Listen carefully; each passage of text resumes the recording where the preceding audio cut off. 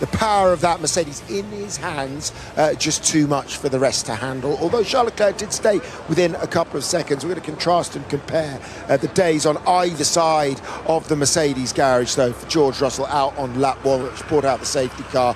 Bernie Naomi, it was, awful day for him, but let's start with Kimi. A great day for him.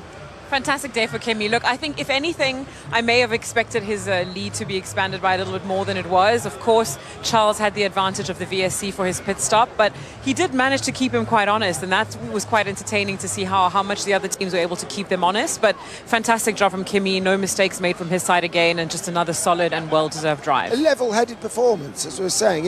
Yes, we didn't, as you mentioned, didn't you? I mean, you could hear some of the team radio, but not as vociferous or as vocal as he has been on some occasions, or was that not the case? No, not as vocal as he had been. I think, he's really embraced the sort of calm and influence of Bono as race engineer. Bono telling him at several points, this is where you can find time, this is where you can improve. The feedback coming maybe a bit hastily saying, I can't, I'm going to go off if I try and improve there. But really strong drive from Kimi, stayed with the team, didn't get frustrated. That's another race where he just missed the VSC, pitting 2 laps earlier than it had come out. He sort of knows that's the luck of the draw. You can't predict that from his team side. So he stayed calm. In previous years, I think Kimi, or previous races, might have felt disgruntled ending up behind Charles Leclerc. He managed to stick with it, stayed with the strategy, took the information from Bono and got that car to the lead position that it probably deserved through that race. Yeah, himself, Max actually, and Lando Norris not benefiting from pitting under the virtual safety car. But yeah, I mean, the point that Bernie makes is, I suppose he's got such total belief in the way that he's been driving all weekend that something like that, he was able to cope with it quite easily and then just graft his way back into it. Yeah, and that's the beauty of having that little extra bit of pace that you can rely on. It just takes the pressure off things a little bit and means that you don't have to go over the edge of the car, over the limit of the tyres to be able to deliver that kind of comeback and fight back to claim that victory.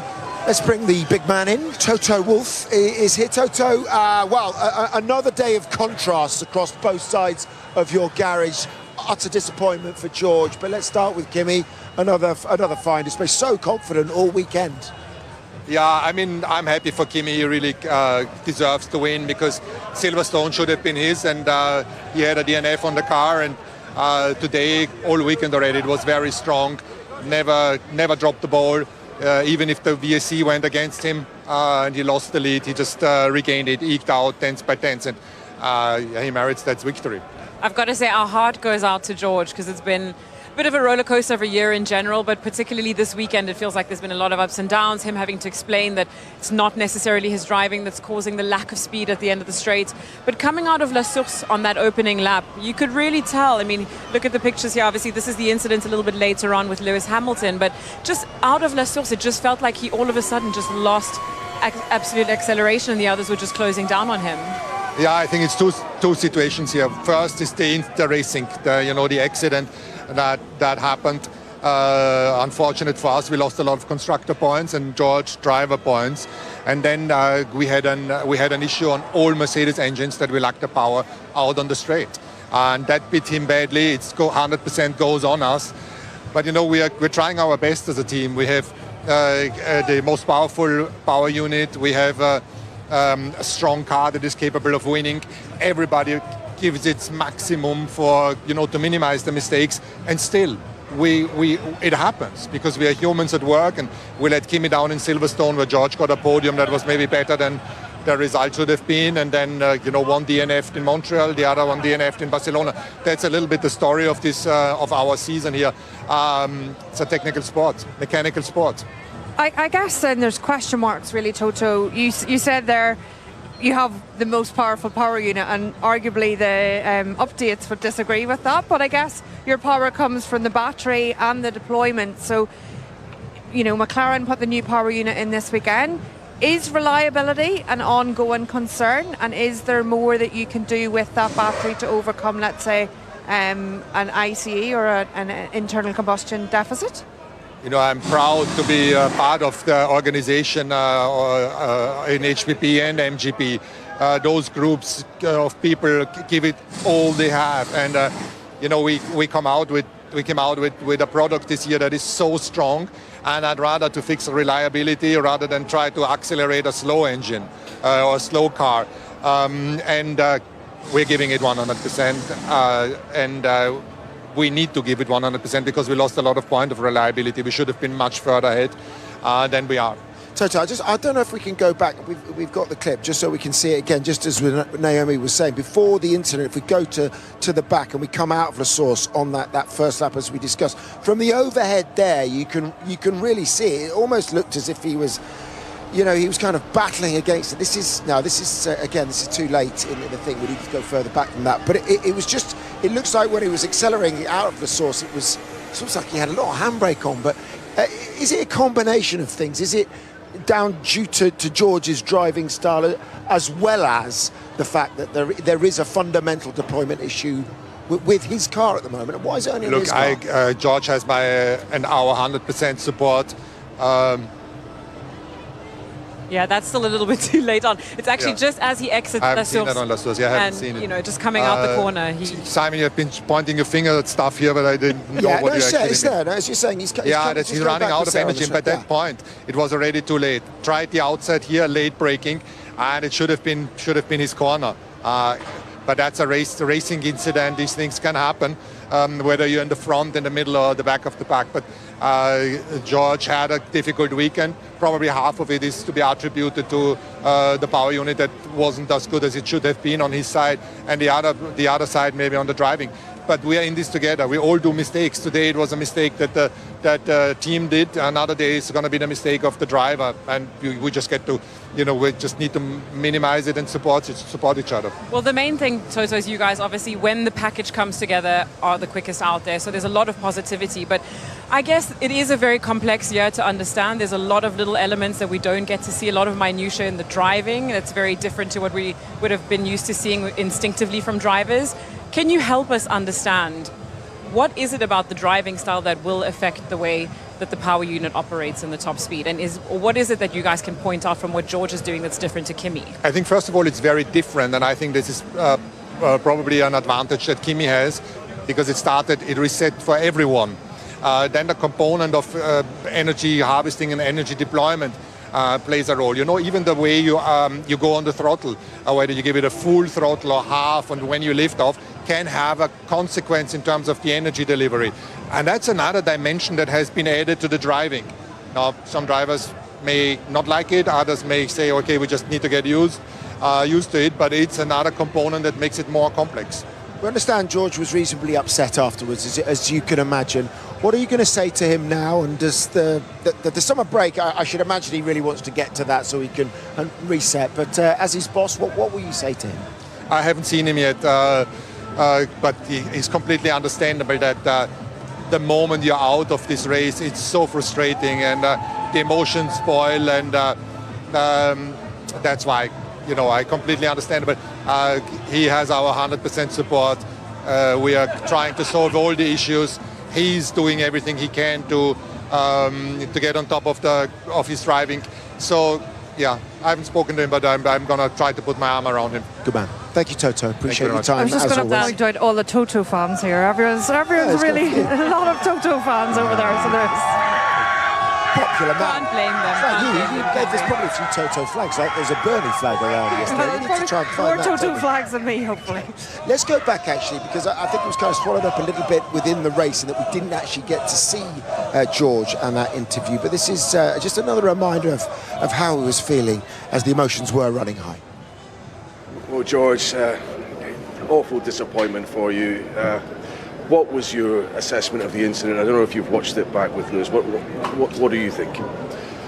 Well, I just got totally swallowed up down the straight. I lost 3 positions down the straight, down into turn 5, and then the incident was a racing incident. Maybe I could have gone a bit wider. Maybe he could have braked a bit more. The incident shouldn't have happened if I had the speed down the straight. So, yeah, very, very disappointed. Yeah, listen, it could cost you an awful lot of points relative to Kimi at the end of today. How can you get your head around that?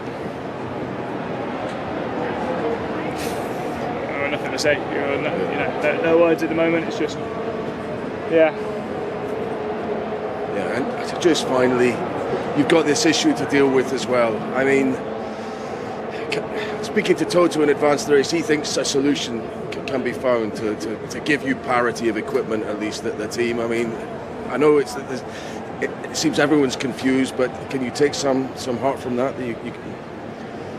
I appreciate everyone's working hard to solve the problem, but I'm stood here on lap 5 of the race, and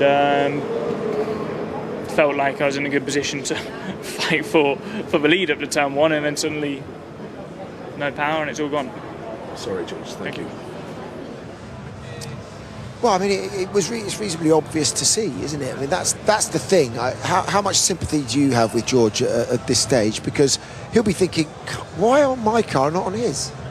Yeah, I think he is thinking that. He's thinking, if there's something in driver's style, I think he said a few times over the weekend, I'm prepared to take that feedback. If you tell me to go on throttle a little bit later or brake a little bit differently, I will do whatever it takes to get the straight line speed. That's basically what he said in a few interviews. They've gone through a few potential solutions. It's not got to the bottom of it. And now I think the most unfortunate thing for a driver is he doesn't know where the problem comes. And the power unit, we talk about drivers that say change in chassis if they think there's something wrong with the mechanical bits of the car. A power unit is not that easy to do because it is allocated to you, and every new one you take comes out of your allocation. So it's not like they can just abandon this power unit and battery and put another one in. So he just wants the answer of what it is that's causing him the deficit. He wants a fair chance at the fight, and at the moment he can see the points slipping away and he doesn't have that fair chance. Yeah, look, I totally agree. And I think if you put yourself in the mindset of the driver, George particularly, both of these drivers come from the Mercedes Junior program. And it now all of a sudden feels like Kimi's come in and undercut George for performance. And he's worked a lot. I mean, George is an incredible driver from that sense that he puts in the hard work. He helps the team develop. He's probably played a big role in getting the car to be competitive this season. And then he's come into the season and it's really not going his way. And very unfortunate. It's very, very frustrating when you have equipment under you that you feel you can't trust because you think it's not actually up to par with your teammates. So I think if there's anyone looking forward to the summer break, it's probably George Russell. Too right. And as a result of that DNF, he's lost second place in the championship to Lewis Hamilton, who finished 4th and has moved to within 45 points of Kimi Antonelli. That's where he is in second place, whereas George now 50 points behind. We'll get the thoughts of the 7-time world champion next. Welcome back. Still waiting for Lewis Hamilton to talk to us in the pen, so we'll focus on Red Bull first. Both their drivers, but also starting with Lauren McKees. Podium there for Max. Got a big roar from the crowd, so they enjoyed that. A little bit unlucky with the VSC there. Yeah, unlucky with the VSC because I think he would have been on merit ahead of Charles, but we know it's part of racing. There is nothing we can do. I think at first it's a very, very strong result for everyone back at home in Milton Keynes, having worked so hard to get the car stronger and stronger. And we've made a step forward after Austria. It was a bit of a more difficult weekend in Silverstone a week ago, and here we have confirmed that we can fight for podiums pretty much at every circuit. So the last bit to get is the most difficult. And Kimi had still a sizable advantage, but everyone is working very hard to close that gap. And you must be pleased with Isaac's race on the back of the grid. You guys rolled the dice for that early pit stop under the safety car, and it played out well. He ended up only 11-12 seconds behind Max there. You should be happy there. Yeah, absolutely. As always, the team is very, very strong with this sort of strategic choice. So it was not an obvious one, and they made it stick once again. I have to say, Isaac's pace was fantastic. The same one and the top 3 guys. And he cuts through the field and managed to keep Lando behind. So certainly his best race with us. Every time he goes out in that car, he's making a step forward, and it's good to have 2 very strong cars now. Thank you very much. Thanks. I suppose, Isaac, and very well done with that 6th place today. People look at the strategy, but when you're in the middle of that race and having to make a stint go a certain distance, how testing was that for you out there? We knew that was part of the plan, starting nearly last, and we worked on it quite a lot through practice sessions. 1 lap pace was not the target, and today paid off. So I'm glad we really put the work in on the long run. I think it really helped, and moving forward, maybe change a bit the approach because it seems to work really well. Well, listen, you've got that engine into the pool now. Hopefully this weekend you won't need a repeat of what happened. But listen, it's 10 events in now to life at Red Bull Racing. How settled do you feel? How ready are you to even maybe push on a little bit now? I think, one lap pace, I've showed what I needed to show. Today I think is probably my best race. Race pace wise, I'm right up there with the leaders, so I'm very glad with the first 10 races. And to be honest, I'm looking forward to the rest because there's so many things we need to tidy up in the team in a good way that I think there's a lot more to come. Very well Thank done. you. Thank you.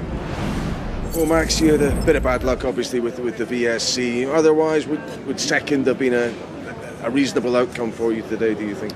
Well, yeah, I think it would have been a battle probably with Charles for second without a VSC. But, I mean, for me, it's been quite a straightforward weekend, nothing too crazy. The race pace was all right. Still struggling a little bit with little balance problems to go faster in the race. But, yeah, in general, the weekend was nice. So I think that is also a positive. Yeah, bigger picture stuff. I mean, Ferrari, they're talking about needing an engine upgrade to fight Mercedes. You guys, do you need to win a political battle maybe to get the opportunity to have a better power unit in your car? I mean, I would also love an engine upgrade. Yeah. But, it's not in my hands. But it's what you're lacking. I mean, how much is it? Because you're meant to have the best one. Yeah, I mean, meant to be, but when you look at qualifying, it doesn't really look like it, does it? So I don't know what to say. Right, it's quite a lot to unpack from those two interviews, actually. There's so many things we could talk about with regards to Red Bull. Let's start, though, with Isa Kadjar, as you're saying. Absolutely brilliant. I mean, I would say driver of the day. A lot of people were saying Charles was driver of the day, or you could argue Kimi as well. But one lap on the mediums. He got three pit stops, and he went from the back to 6. That could be improved as well, because remember, Lewis Hamilton's under investigation for unsafe release. But that is that's some good teamwork. Yeah, it's fantastic strategy by Red Bull, and Isaac did question it at the pit stop when he went to medium and then went to hard. He did question what they were doing, and they said previous plans. So I suspect someone wasn't fully listening in the strategy meeting this morning. How dare they not listening? But from that hard start tyre, they got him back on a hard. He was legal then. I think the plan was to go to the end of the race. I think to clarify for everyone at home that missed it, at that sort of final VSC when Charles Leclerc pitted with Isa Kadjar, they again took the opportunity to switch back onto the hard tyre that had come off on lap 1. So they went back to that tyre. So it was a fresh hard, if you like.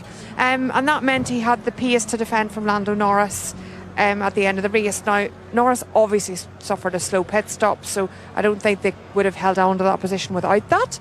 But fantastic strategy from the back of the race, I think, for him. And, he really stuck with it through that hard stint to be ready to defend for Lando Norris. Yeah, it was opportunistic, wasn't it? That's what it was. And I think Red Bull are particularly good at being opportunistic with strategy. You mentioned there was 3 pit stops, but they did all 3 on a safety car VSC. Yeah. So they realised the opportunity was there to gain track position, cycle through the tyres. But he did a great job. I think it would have been interesting to see if he had started up at the sharp end, which is where he probably had the pace to do. And the team were telling me about, I was asking some of the guys on the grid about the slipstream yesterday, and they said, Isaac came on the radio and said, look, I know what you guys want. You want me to give Max the best slipstream. Don't micromanage it from the pit wall. I will keep an eye on my battery. I'll keep an eye on the mirrors, and I'll do it. And he did it beautifully, didn't he, to drag Max on the front row. So he's been an excellent team player and delivered well. Said he was like a Deliveroo driver, didn't he? He said, Max asks, and I deliver for you. Like you and your kebabs. That's exactly. I'll go get them myself, actually. But, there were a few things. Take what Laurent Marquis was saying there too. I wonder how much of that was aimed at Max Verstappen, saying, we've very much now got the car to fight for podiums at every track. He's got to, well, he probably believes that, doesn't he? And then we'll come on to the engine as well. But separately, that's the thing. They've got one more race now, and then theoretically Max can make that decision that he doesn't have to inform them till October about where he might be going, if he is going anywhere. Have the team done enough to convince Max, do you think? Well, they were on the podium this week, I think, fairly, because they've got good reliability where Lando Norris had less reliability, and that's why he wasn't given that opportunity. I think that when you look at the gap between him and Charles Leclerc, it's in or around the 10 seconds. That's what Charles Leclerc saved under the VSC.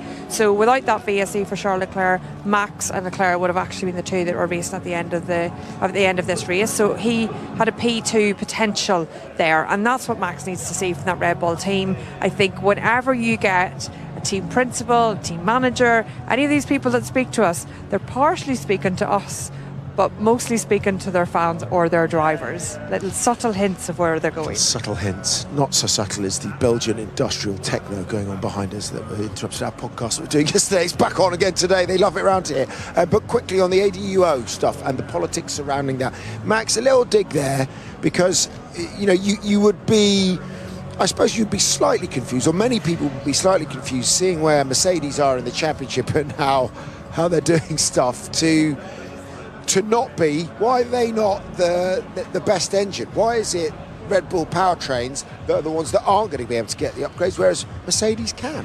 Well, I thought you did a fine piece of journalism today and got Toto Wolff to admit he's got the most powerful PU. So if I was Red Bull, my ears would just go bing, bing, and be straight on the phone to the FIA, because somehow one of two things has happened, right? Either Red Bull genuinely have the best engine, in which case, well done for a new startup, A star, or they've lost a political battle, and somehow the way that it's being measured and the metrics by which it's being measured is that they've been judged.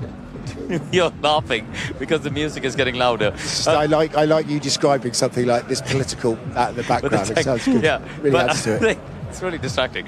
But I think the challenge is they've lost a political battle because Mercedes have been given that upgrade. So either they've lost it's in the politics, or they're genuinely behind. And I don't know, whichever way, they feel like they've come out of it as the losers here. Yeah. There we go. Right, you can go and tell them to turn it down whilst we hear from Lewis Hamilton. Well, Lewis, you battled really hard to fourth in the end there. I think the incident with George, we thought it might be seen as a race in commentary. Did you feel unlucky to get a penalty for that? I mean, I don't count myself unlucky. I think about my mistake that I made yesterday. So I take full responsibility really for the fourth place I ended up getting, because I damaged the car. Then when they rebuilt the car, they missed something on the suspensions. The balance was completely different, so it meant I was probably a good couple tenths, maybe 3 tenths slower than I should have been in qualifying, and then I ended up further back, got in the incident, 5-second penalty. So just like a domino effect from, I think, a decision, a mistake from myself. So, but the team have been doing a great job with strategy, pit stops. We are continuing to improve the car. I think our pace today, without the damage, I think we could have been challenging for the win. Yeah. We're waiting on obviously the release, and you were looking for a front wing change, and I think he's fine, and you were immediately concerned for him, but you're worried you might pick up a penalty for that. I mean, I don't know I did what the green light went, and so I went. You're looking over here, you're not looking over there, so that's more kind of probably on the team ultimately. But when it happened, I noticed him and I stopped, and I might just what went through my mind in that moment was back when Kimi hit and broke a leg, and my heart really sank for a second, but I'm really grateful he's okay. Just on the look on the positive, you go to Hungary, it's a great track for you. You're second in the championship again. It looks like that will be the case. There's an engine upgrade coming. Are you very hopeful that the season can gather momentum for you? I think so. I think this weekend a bit unfortunate, and then Silverstone again. I think it's really great to see the performance that we're bringing, and we're improving the car constantly. I think we've got more stuff coming in the pipeline to try and close that gap down. But to be here and have the pace generally that we did as a team is really encouraging. And I think, I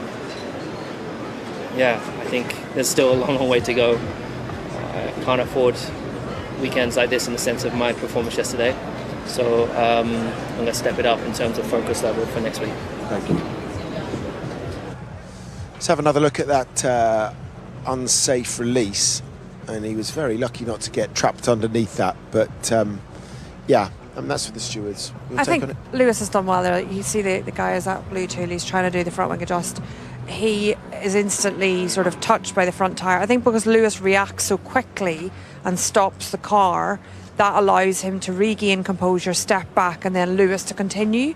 So I think if there was anything, when you look at it, I think Lewis's immediate reaction, it has slowed his overall pit stop down, and they've allowed the guy to move out of the way. It may help, but I think, you know, from Lewis's side, when you look at the onboard, he clearly gets given a green light.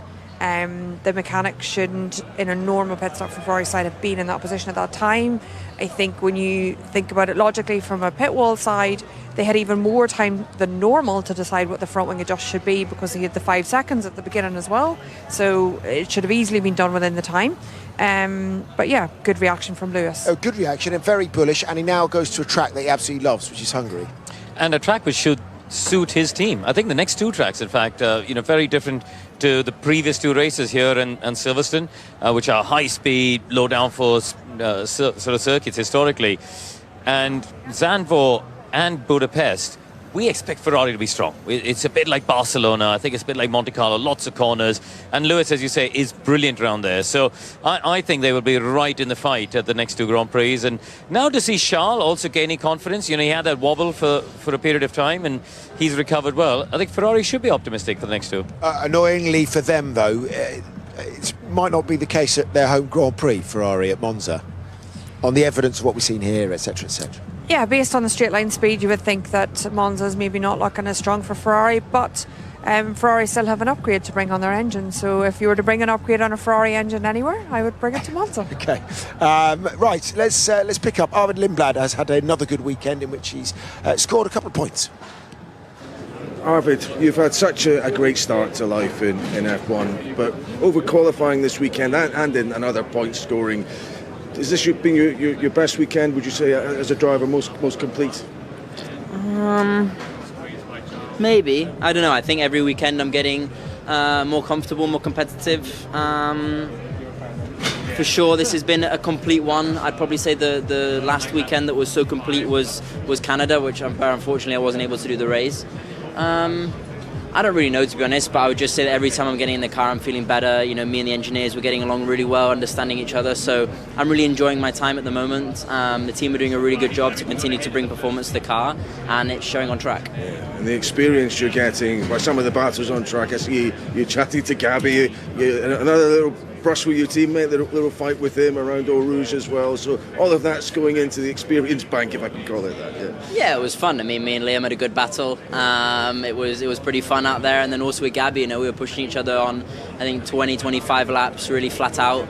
And that's what racing's about. Obviously, it's a little bit sad to be on the worst side of that, because I think on a normal race we would have been ahead of him. But at the same time, you know, fair play to Audi and him, because they rolled the dice with the VSC and they capitalized on it. So fair play to them today. It worked out. But I think regardless of the end result, you know, we've done a really good job as a team, especially on my side of the garage. We've been very fast all weekend, so looking forward to Budapest now. Really well done. Cheers. He has. He thinks he had the full upgrade, and that his teammate had 2/3 of that upgrade, and perhaps it counted for a little bit of speed on Saturday. Nevertheless, there was they go at it hammer and tongs, these two, and there was an incident I saw flash up about the pair of them, one of them forcing the other off the track. No further action on that one, but they fight hard, and they're now level on points with Alpine. They're remarkably consistent at the moment, the Racing Bulls. Yeah, it's a really strong weekend for them, and I think, you know, what we're seeing is a development race that they are being successful at, and as long as they continue to do that, they've got 2 good drivers. You know, Arvid is, I think it was Martin Brundle earlier on the weekend, said very rarely does a young driver come in their first season and we see almost no mistakes from him. He seems really consistent, really strong. So yeah, 5 points finishes in the last 5. I suppose that kind of sums it up. But how good is he, and how much potential has he got? I think he's very, very good. You know, you remember we did a Sky feature with him when he was a 13, 14-year-old kid in karting. And at the time, I remember Helmut Marko saying, our next Red Bull star is still in go-karts. And he was talking about Arvid at the time, and he's now realized that potential, making it to F1. He's a phenomenal talent, no doubt about it. Now, the question is, where is he going to go? Is he going to get that big seat? And he's keeping an eye on what Max is up to. We're all talking about the implications of Max moving from Red Bull. I'm sure the likes of Liam Lawson and Arvid, there's an impact for them as well. And, that's got to be in the back of his mind. If he keeps doing a good job, he's in with an outside chance of that seat. It wasn't so long ago, was it, that we talked about maybe it was the weakest Red Bull across both teams pool that we'd seen, and all of a sudden now it seems a lot stronger, doesn't it? The three outside of Max all seem to be having good seasons. Yeah, I think so. We've had several seasons, like you say, where whoever was in the second seat to Max didn't do as well as Red Bull would have liked, and then they end up moving people to their Racing Bulls team and taking drivers in, and they're not really given this opportunity to develop. And now suddenly, Liam Lawson's gone through that process and has sort of recovered a bit and got his form back. But the two that are new to the process seem to be doing really well. No helmet breathing down their necks. No, but he's delivering superbly. He's absolutely delivering superbly. Exactly. Okay, take a short break, and when we come back, we'll hear again from our pole sitter. Well, Oscar, I think you finished fifth on the road. Maybe you'll inherit fourth. Let's see what happens to Lewis. What about that contact with Charles Leclerc early on? I think in commentary we thought it might have been a penalty for him. You took some damage as well from that. Yeah, I lost the side board thing. Okay, maybe I shouldn't call it a sideboard. That's something you put in your hallway. But I lost parts of my car, and I don't know where I was supposed to go. So I was equally surprised that nothing came of it. Obviously, it's small contact with, had big consequences for me. Could have had very big consequences for both of us, but it is what it is. So I think from then on the race was definitely more difficult. The balance suffered quite a lot for the first stint after that, and then we were able to compensate a bit in the second stint, and the pace seemed better again. But it was just a bit of a tricky race from then on. I mean, you seem to be a little bit on the back foot from the start of this weekend, and we're finding solutions. Lando was pleased with the pace of the race car here. You've got this upgrade coming for Hungary, so could a corner be turned? I keep talking about this season for McLaren, but could this be it? I hope so, but I mean, the others aren't going to be standing still. The others are going to be bringing upgrades as well. Definitely we're a bit inconsistent at the moment. This weekend we did look better, even yesterday for myself. Q3, there was a power unit anomaly, and the rest of my lap was good. So, there's just a lot of things that skew the picture a bit at the moment, and I think hopefully we can get on top of those bits first, but also some upgrades will definitely help, because the car can be quick on a day like today, but extracting the pace out of it is very, very tough. So hopefully that makes us quicker and a little bit more consistent. Thanks, Oscar. Well, cheers, Landy. You gave it everything today. Obviously had to try something a bit different with the strategy. I suppose the only question is, might you have put it under the VSC, or was that too far to go on the mediums? I have to go and see with the team, see what their decision was. That's always part of it. The bad part today was just the pit stop. The pit stop cost us, 5 seconds or something. So that's easily points on Hajar, and probably a gap that I could have caught to the cars ahead of that, even up to Oscar. So a shame. Just everything that could have made my life tough today came my way. Obviously starting with a P13, but the pace was very, very strong. Probably the best pace we've had all season. Honestly, I think we had pace to win the race today, which is very positive, but don't know why. It's we've not really changed anything since last weekend. We've of course tried to optimize the car, but if we go back to Silverstone, we're still going to be miles off, and we're still going to struggle. So we have to understand why this track was a bit better for us, and just hope that the rest of the season is the same. well, you have got this package coming for the next race, and if it can build on today's performances, are you hopeful you can? You know, the team has a history of upgrade packages that work, but maybe this one might really put you at the front. Let's just be patient. I mean, I'm always the guy that's like glass half empty, you know. So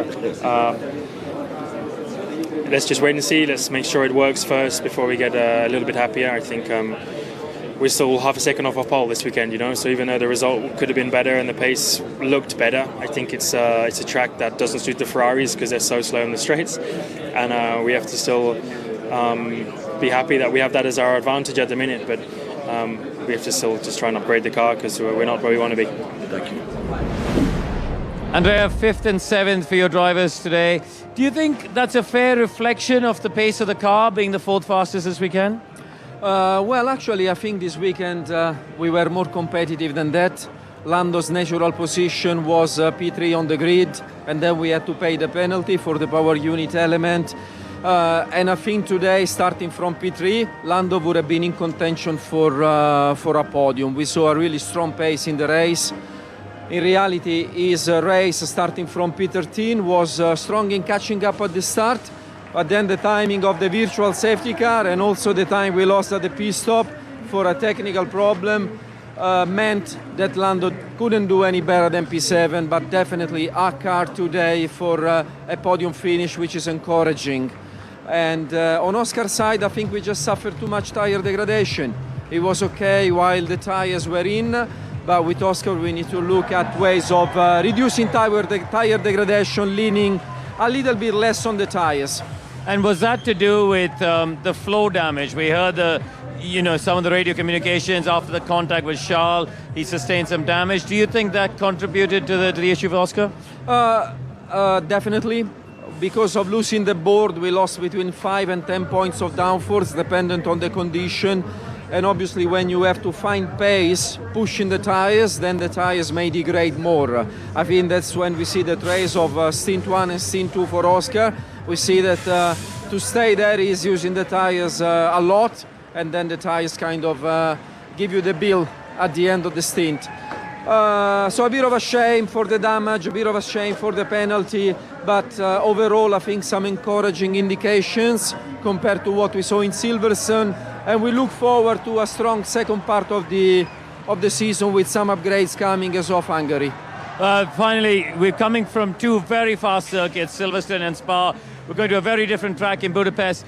Where do you think you guys will fit in? Do you think that type of circuit is going to suit you more or less? I think in Hungary, the Netherlands, we will see the Ferrari being back to probably being the fastest car. We see in the corners they are extremely competitive. When it comes to McLaren, we know that we have to improve the grip in the corners. We have some upgrades coming for this already in Hungary. We need even more that what comes in Hungary will come for the following races. Our objectives are very clear. Not all will be solved in the coming race, but hopefully in the second part we will be there contending for victories. Thank you very much. Thank you. Amazing. How'd you do that? Two places at one screen. Very, very clever. I'm a magician. You are a magician. I've said that a little bit earlier, but yeah, as he pointed out there, we're seeing chunks though. Every time they bring an upgrade, one of the top 4 teams, it seems to be worth a couple of tenths, maybe 3 tenths. But they'll be hoping they'll need that, right, as you said, against, and as he pointed out, against the Ferrari that is very good out of slow corners. It does feel like Red Bull, Ferrari, McLaren are all kind of close together, depending on the circuit. One has a slight advantage over the other. If Charles didn't get the VSC pit stop, if Lando had started third, I think those three would have had a great little ding-dong for second place. But they're all behind Mercedes if you look at the trend across the season. Apart from Barcelona, where I think Lewis Hamilton genuinely had the outright pace to beat Mercedes in terms of pure pace. He got lucky with the VSC, but he had pure pace. And that's why I'm intrigued to see what happens next weekend, because if you go well in Barcelona, a track which puts such a huge emphasis on aerodynamic performance in the corners, you should go well in Budapest. So we could be in for a weekend where once again Ferrari are very strong on pure merit. Bernie? Yeah, totally agree with Karun. I think, as Andrea Stella said there, Hungary and Zandvoort are both tracks where the straight line performance is not really tested on these cars or on any car at all. So those are downforce circuits where you're trying to get the most out of the car through those corners, and that will promote Ferrari. And, you know, especially when we talk about McLaren bringing upgrades, they don't control their engine upgrades, so that is the only bit of the car they are upgrading, is that downforce in the corners, and they know that's where they lack versus their competitors. Okay, let's finish then, shall we, with the man of the moment. Here is the winner, Kimi Antonelli, talking with Naomi. Congratulations, your 6th career victory. How are you feeling after that race? I'm very happy. Very happy. Was a hard-fought race. Was not straightforward at all, and you know, with the first lap, everyone deploying differently, and then the safety car, and then the VSC, and we had to fight for it. But it was a great team effort, and yeah, very happy with the result today. As you say, a lot of different deployment strategies. We knew that around this track that was going to be different and even more challenging. How was the experience for you in the car in terms of that? Yeah, it was very tricky because also compared to the Ferrari, we were deploying a lot differently, and we had to change completely our strategy, especially to try and break away from that overtake. But also the tow today was so powerful.